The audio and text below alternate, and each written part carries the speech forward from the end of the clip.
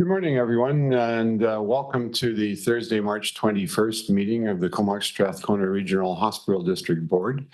Welcome to those gathered in the boardroom at the Regional District Office in Courtenay, and welcome to all of those who are joining us online this morning. And I'd like to acknowledge that we're meeting today on the traditional and unceded territory of the Comox First Nation, and that the Comox Strathcona Regional Hospital District Service area includes the Coast Salish, Kwawaka'wakw, and Nuchalnuth territories. So we are here this morning for hopefully a good time and not a long time, but we'll have to see how it goes. Welcome, everyone. We'll start our meeting with the adoption of minutes from the hospital board meeting dated February 15th. A motion for adoption, please. Moved by Cole Hamilton, seconded by Grieve. Is there any discussion? And is there anyone opposed to adoption? That is carried. And our next item is the Island Health Liaison Update, number 1 under reports. So we have a report dated March 12th regarding an Island Health Liaison meeting. A motion for receipt, please. Second. Moved by Cole Hamilton, seconded by Mawini. And I'll just ask our CEO, Mr. Warren, to make some brief comments in regards to this. Thank you, Mr. Chair, and good morning, directors. This staff report is a regular feature on your agendas, and it speaks to the regular meeting we have with Island Health at the direction of the board to pick up on different topics that might be of relevance to the board. As you can see from this report, 3 topics were discussed: the long-term care project in Campbell River, the proposed community services hub in Comox Valley, and designation of additional rural and remote facilities. I don't have anything further to add from what is on the report itself. It was a fairly straightforward meeting. Pleased to say that your new Vice Chair, Director Mawini, was at that meeting with the Island Health Liaisons, and available for any questions if you have any, certainly. Yes, and I'd like to thank Director Mawini for being there, as I was unable to attend, and we rather unceremoniously got her to serve as Vice Chair last meeting and quickly pressed her into action. So, questions or comments from directors? Director Sinnott. Yeah, thank you, Chair. The City of Campbell River has had some emerging issues, and so if we want these brought into this committee for discussion with the Island Health Authority, what's the process that either directors or the municipality could do to engage that topic being raised future meetings? Good question, Mr. Warren. Thanks. I think if I could suggest, perhaps your CIO might want to reach out to myself, and we can talk about what those topics are. Being mindful, of course, that the mandate of the hospital board is around the capital financing, capital funding for facilities, and is not so much about operations. So, but certainly I can speak with Ms. Bravold if that would make sense. And I'll also offer you that if you want to chat about the issues and whether this is a venue that could be useful for bringing them forward, you're welcome to get in touch with me or Vice Chair Mawini in that regard. All right, further questions or comments? Seeing none, anyone opposed to adoption? Oh, is your hand up, Director Chapman? Okay. Anyone opposed? Okay, that is carried, and we'll move on to item number 2, the resolution status report dated March 2024. A motion for receipt, please. Moved by Kerr, seconded by Tarian. Comments or questions? Seeing none, anyone opposed? That is carried, and we shall move on now to item number 1 under bylaws and resolutions, and the recommendation that bylaw number 302, being the amount budget bylaw number 302 2024, be adopted. And we'll take an adoption motion and then put it up for discussion. Would anyone care to move adoption? Moved by Cole Hamilton, seconded by Mawini, and over to staff. Thank you, Mr. Chair. This annual budget bylaw is the culmination of the board's considerations over the past several months, and it has received 3 readings, and the decision for the board today is simply for adoption. Staff are available if you have any questions on the bylaw itself. All right, questions or comments from directors?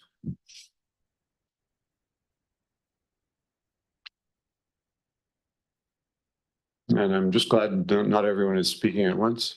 There are no comments or questions. Is anyone opposed to adoption?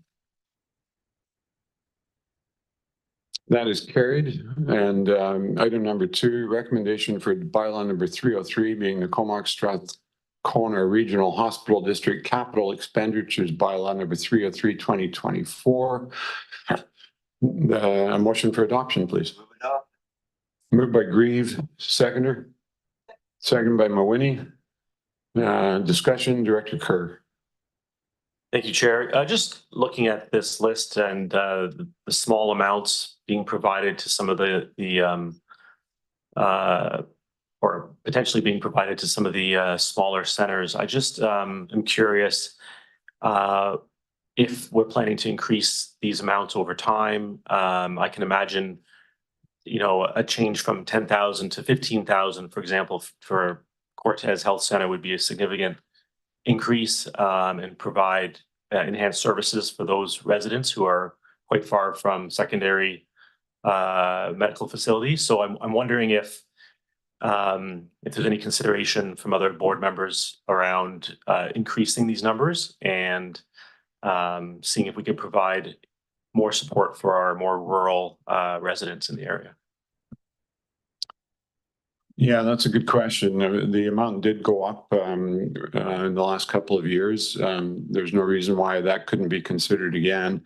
It may actually be appropriate to get a bit more of a sense of what the needs and issues are in some of those clinics, and that's something that we could certainly explore. Mr. Warren, any comments on that?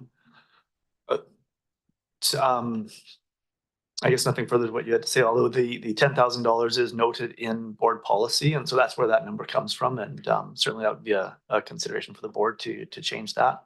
And then whether the outreach to the facilities would generate more interest, I'm fairly certain they wouldn't oppose additional funds, but that could be something we undertake over the coming months and equip the board with that information for future consideration. Yes, and we are, of course, continuing to look into the issue of expanding that list of rural clinics that we do support. Director Jolicoeur online. Yeah, thanks, Chair, and good morning, everyone. Director Kerr kind of was going down the same route that I was going on when I was looking at this, thinking about bringing up the conversation around the unsuccessful initial requests of adding the additional smaller rural facilities to our list. And I understand from staff that we have a board policy on those that are on the approved list from the ministry. Do we have a plan in place for staff to bring back when we hear back from the ministry again after our second request around this $60,000? If in fact the ministry does not approve the new facilities to be added to the list, would that come back to this commission for consideration for that $60,000, or is the $60,000 just going into reserves? So staff would be, thanks for the question, and staff would certainly report back on the appeal that we currently have with the ministry on whether that appeal is well received or not. If the funds are not able to be distributed this year, then I'm just looking at Lucy Wicharik, our Chief Financial Officer, and I believe those funds are available throughout the year if the appeal is successful and we can provide those funds to the facilities. And maybe Lucy, if you just want to confirm, if that appeal is not successful throughout this year, would those monies be put into a carry forward for the subsequent year? Yes, through the chair. Those funds were budgeted in 2023. You also see them there in this 2024 budget. If they're not, if we cannot distribute them, then they would become part of the surplus and they would flow into reserves. Thank you. Anything further, Director Joliker? Yeah, just as a follow-up, thanks, Chair, and thanks. That's really helpful. I guess I'd be curious at one point for us to have a conversation if we are denied our appeal again. What in fact should we be doing with the 2023 taxed amount for those facilities that are sitting in an account, and then this year's to Director Kerr's point, perhaps at that point this commission can have a conversation about redistribution of those funds to the other rural sites. And that's something I'd be looking forward to having a conversation. Thanks, Chair.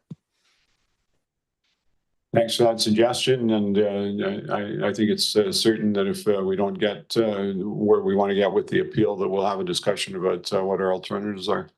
Director Therrien. Hi, thank you, Chair. I'm just wondering if the Beaufort Clinic in Cumberland is now on the list of other pending facilities, or are we waiting to see how this works out and if our appeal is approved, and then we're going to look at adding it? Mr. Warren will correct me if I'm wrong, but I believe we've corresponded with the Beaufort Clinic and let them know that this appeal process is underway and that we would welcome a letter from them in the future with a formal request subject to that appeal process being successful. Okay, thank you. Anything further, Director Therrien? No, that's all. Thank you. And Director Grieve. Thank you, Mr. Chair. My question is if we're not going to get anywhere dealing with the ministry, is this something that would be under the purview? Being a hospital district is a little different than local government, but would it be something that would be could be furthered through UBCM? Would that be in their purview? Because they're very effective at lobbying ministries. So if we can get maybe some traction on this through a resolution to UBCM, I'm sure we're not the only regional hospital district that's having issues with the ministry. Well, the efforts of UBCM to have the government update the act that governs this board and the others throughout the province, the lack of success of those efforts notwithstanding, perhaps Mr. Warren has some thoughts on that.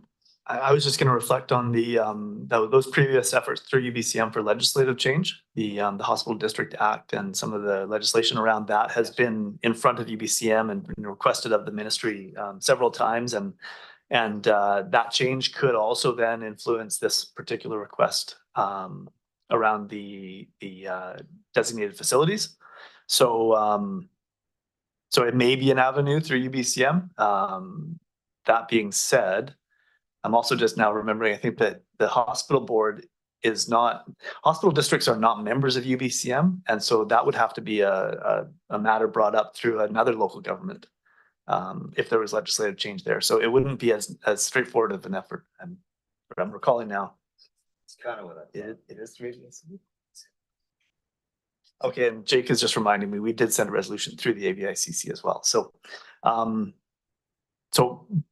short answer is perhaps, but we'd have to understand what that path is. Thanks for that, Director Arbor. Yeah, thanks. I think we're talking about a very small portion of the overall budget for the capital expenditure bylaw, but since the topic has caught fire, I would say my observation is our board doesn't have a lot of expertise or understanding of how the rural and remote clinics are funded. I think it's been lacking partly because we are so focused on the bigger facilities. Island Health has contracts with many of those remote facilities that may or may not include capital expenditures through those contracts. So I can assure you that $10,000 is not the capital budget for all of these clinics per year. So we need, it may be good in the next year for Island Health to present how they manage their relationship with those clinics.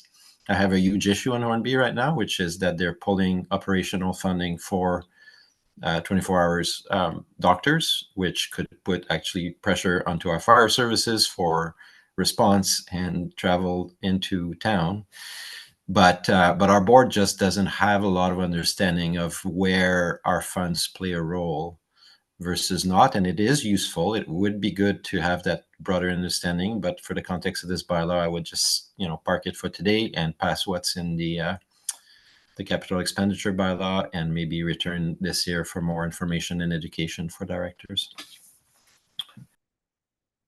Thanks for those comments. And I do note that Dave Boychuk from Island Health is on the line. And Dave, I'm wondering if you might want to comment on the possibility of a future presentation from Island Health in relation to the capital requirements of our small clinics in the rural areas. Thank you, Chair and Director, for your comment. I'd be pleased to come and speak to the Assembly, to the board, about the capital requirements from the small clinics and how we fund them broadly, having heard the question. So with your leave, I'll speak with Mr. Warren about when we could schedule that at some time. And I will note also that my colleague Max Yesik is here with us today as well. And Max can also weigh in should he wish, and also speak more knowledgeably than I to the operational funding side of things. Thanks very much, Dave. Max, would you like to add anything? Thanks so much, everyone. Thanks, Dave. Yeah, I think the best thing to do is, as Dave suggested, is for us to have a further conversation and get into the details on this outside of this meeting. Thanks very much. And Director Grieve. Oh, just a thought. Thanks, Mr. Chair. But I'm just curious on what entities operate these clinics. Are they non-for-profit societies, associations? And as such, would they qualify for grant and aid under our, I don't know about Strathcona SRD, but some of our grant and aid monies, if they're non-government, then they would qualify as long as they have some kind of status, would they not? I think that would be excellent information for Max and Dave and myself to engage on, and at a subsequent board meeting be able to report back on just the nature of some of these facilities and how they're operated, how they're funded.